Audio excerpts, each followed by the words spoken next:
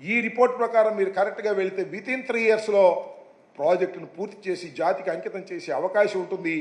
ఈ పాపం మీది తప్ప మరొకటి కాదు.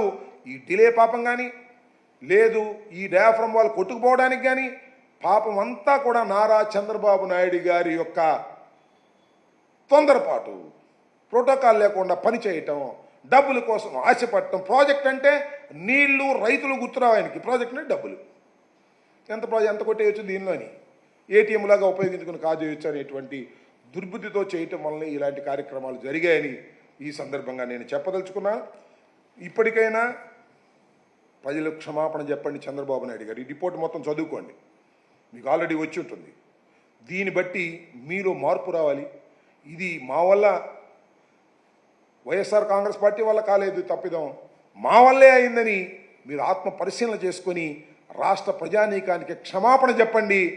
లేదంటే మీరు కానీ రామానాయుడు గారు కానీ చర్చకు రండి, మీడియాలోనే చర్చించడానికి మేము సిద్ధంగా ఉన్నామని కూడా ఈ సందర్భంగా నేను చెప్పదలుచుకున్నాను.